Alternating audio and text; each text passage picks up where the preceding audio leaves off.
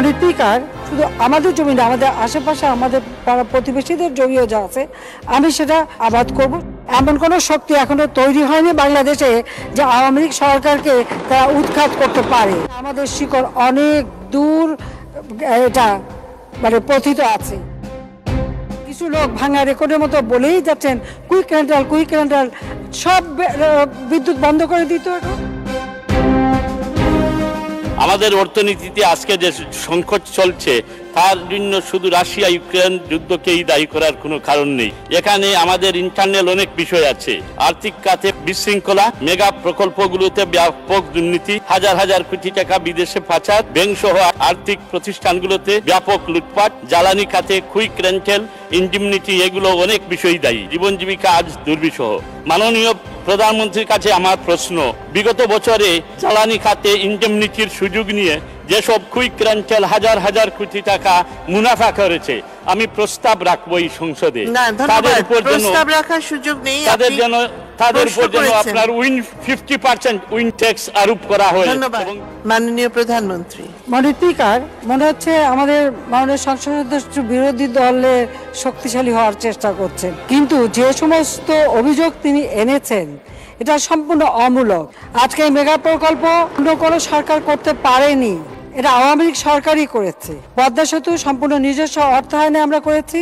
Metro rail এটাও কিন্তু সাধারণ মানুষের যোগাযোগের জন্য উত্তরা থেকে আগারগাঁও পর্যন্ত আসছেন, কত অল্প সময় তারা যাতায়াত করতে পারছেন এবং স্বল্প খরচে। মাননীয় সংসদ সদস্য অনেক অর্থশালী সম্পদশালী গাড়িতে করে চলেন, ওরা তো এই সমস্ত সমস্যা জানার কথা না। কারণ একটা কথা আমি এখানে স্পষ্ট বলতে চাই, ওয়ার্ল্ড ব্যাংক তো পদ্মা সেতু নিয়ে দুর্নীতির অভিযোগ এনেছিল। সেখানে কি কোনো দুর্নীতি হয়েছিল? দুর্নীতি হয়নি। দুর্নীতি যদি সত্যি হতো তো এত অল্প সময়ের মধ্যে এইসব প্রজেক্টের কাজ কি শেষ হতো? কোনদিন হয়েছে? মাননীয় স্পিকার, আমি জানি না মাননীয় সংসদ সদস্য বাংলাদেশের নাগরিক, ওনার আবার একটা সেকেন্ড হোমও আছে। সেই সেকেন্ড হোম যেখানে, অর্থাৎ ইংল্যান্ডে বিদ্যুতের দাম কত পার্সেন্ট বৃদ্ধি পেয়েছে? 150% বৃদ্ধি পেয়েছে বিদ্যুতের দাম ইংল্যান্ডে। সেখানে ইনফ্লেশন 13.3%। সেখানে জ্বালানি তেলের দাম বৃদ্ধি পেয়েছে, যে নির্দেশনা তার থেকে 1 ফোঁটা বেশি হলেই সঙ্গে সঙ্গে তার বিরুদ্ধে ব্যবস্থা নয়, ফাইন করা হয়।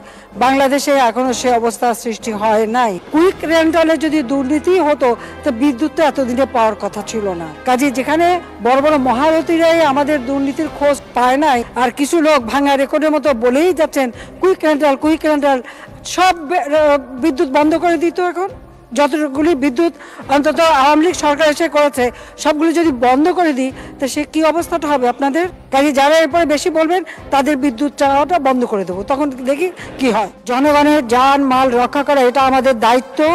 এমন কোনো শক্তি এখনো তৈরি হয়নি বাংলাদেশে যে আওয়ামী লীগ সরকারকে তারা উৎখাত করতে পারে। আওয়ামী লীগ এমন একটা সংগঠন, আওয়ামী লীগ কোনো ক্ষমতা দখলকারী, অবৈধভাবে ক্ষমতা দখলকারী মিলিটারি ডিক্টেটরের পকেট থেকে জন্ম নেয় নাই।